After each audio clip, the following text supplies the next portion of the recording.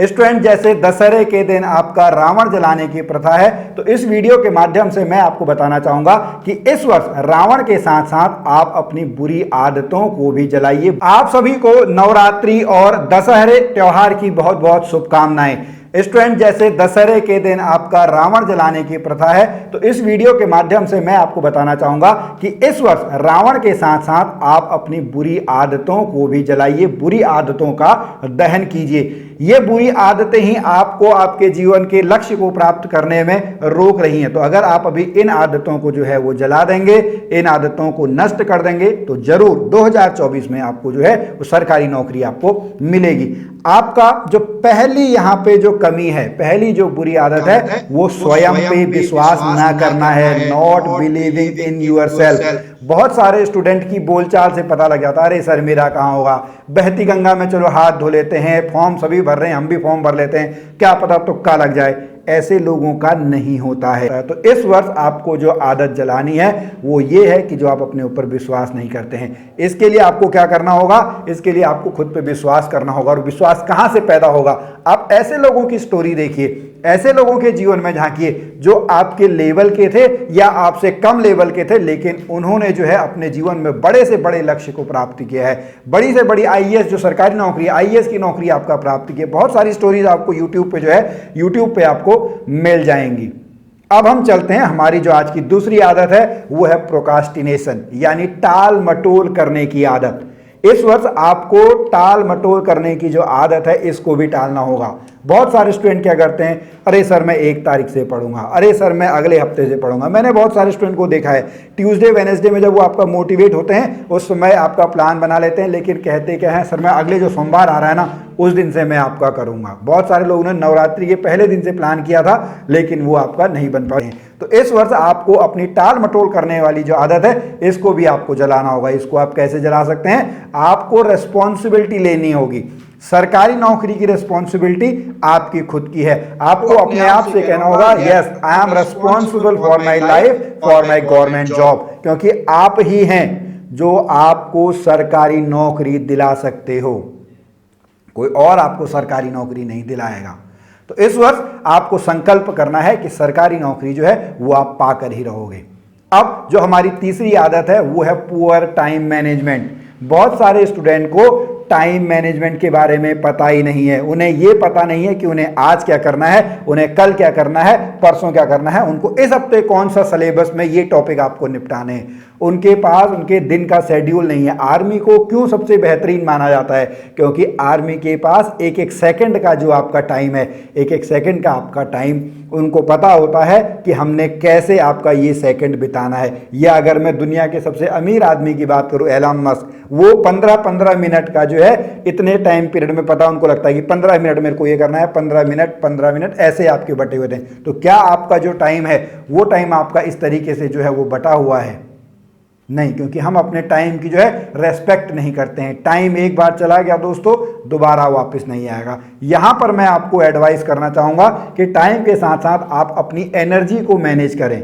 बहुत सारे स्टूडेंट के एग्जांपल मैं दूं कि वो जब हाई एनर्जी में आपके होते हैं, या जो सक्सेसफुल कैंडिडेट्स होते हैं, जब वो आपका हाई एनर्जी में होते हैं उस समय वो सबसे मोस्ट इंपॉर्टेंट टास्क यानी पढ़ाई का काम करते हैं। कुछ स्टूडेंट के लिए ये सुबह का टाइम होता है, कुछ स्टूडेंट के लिए ये लेट नाइट का आपका टाइम होता है। बहुत सारे स्टूडेंट सुबह पढ़ना पसंद करते हैं, कुछ स्टूडेंट जो है वो रात में पढ़ना पसंद करते हैं। अब ये आपकी चॉइस है, आपके बेस पे है कि आप कौन से टाइम पे जो है वो अपना मोस्ट इंपॉर्टेंट टास्क जो है वो आप करना चाहोगे।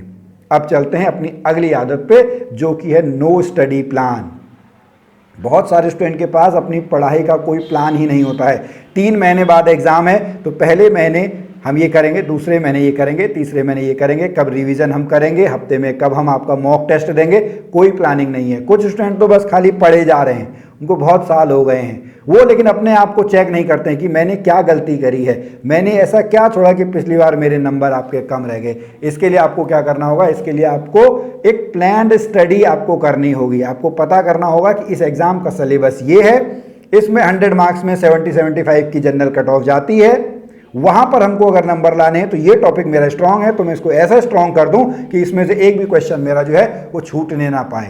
तो आपको प्लान स्टडी करनी है, किस लेवल के आपके क्वेश्चन आते हैं, क्योंकि हर एग्जाम में चाहे हम 12th लेवल की बात करें, इंटर आपका ग्रेजुएशन लेवल की बात करें, पीसीएस लेवल की बात करें या आईएएस लेवल के क्वेश्चन की बात करें, तो सबका जो स्टडी प्लान है वो क्वेश्चन लेवल है अलग अलग आपका होता है।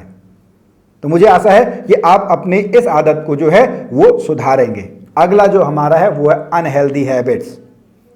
बहुत सारे स्टूडेंट में आपका युवाओं में ये देखने को मिलता है, वो आपके जितने भी जंक फूड हैं उस पे आपके लगे रहते हैं। स्लीपिंग पैटर्न उसका फिक्स नहीं होता है, आज ज़्यादा पढ़ लेंगे कल कम पढ़ेंगे। एक्सरसाइज मेडिटेशन तो आपका बहुत कम लोग करते हैं। अगर आप मेडिटेशन करते हैं, एक्सरसाइज रेगुलर करते हैं, तो आप कमेंट में बताइए कि हाँ सर मैं एक्सरसाइज यहाँ पे ज़रूर करता हूँ। और यहाँ पे इस वीडियो के माध्यम से मैं संदेश देना चाहता हूँ कि अगर आप किसी भी प्रकार के नशे में, अल्कोहल में जो है आप फंसे हुए हैं, तो आप उससे बाहर निकलिए। आप अपने जो बॉडी है, आप अपनी बॉडी को रेस्पेक्ट कीजिए, क्योंकि यही जो आपका बॉडी है, यही आपका जो तन है, ये आपको आगे जो बढ़ने में है मजबूत करेगा। आपका जो एनर्जी जो आपकी है वो आपकी बॉडी में होनी चाहिए। जैसे आप मंदिर में ऐसे ही कुछ भी नहीं चढ़ाते हैं, तो इस जो आपका शरीर रूपी जो मंदिर है उसमें आप क्यों इधर उधर के खाने बस ठूस ठूस के खाए जा रहे हैं, जंक फूड आपके खाए जा रहे हैं, हैबिट आपका एक्सरसाइज जो है वो एक्सरसाइज आपकी नहीं कर रहे हैं।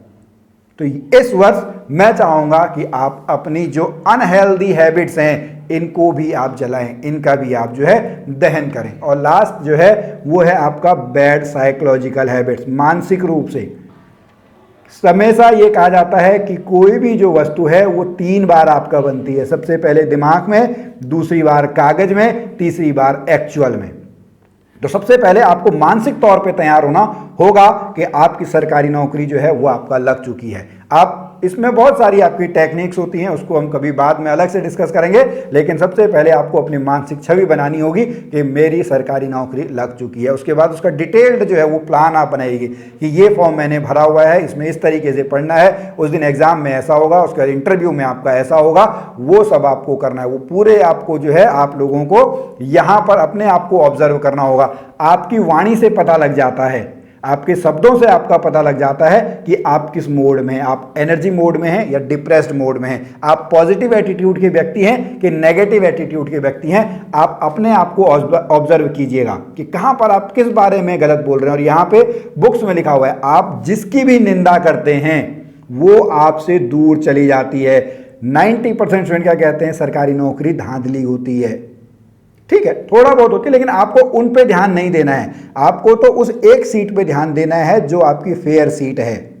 ठीक है, आपको अपनी एक सीट के लिए लड़ाई लड़नी है, उसके लिए आपको खुद को मेहनत करनी है। वो पहली वाली, I am responsible for my government job, मैं रिस्पॉन्सिबल हूं अपनी सरकारी नौकरी के लिए। तो आपको अपने आप को जो है वो ऑब्जर्व यहां पे करना होगा। तो स्टूडेंट आज की इस वीडियो में अभी इतना ही। आप सभी को फिर से नवरात्रि और दशहरे त्योहार की बहुत बहुत शुभकामनाएं। हम फिर मिलेंगे आपसे अगली वीडियो में, तब तक के लिए नमस्कार।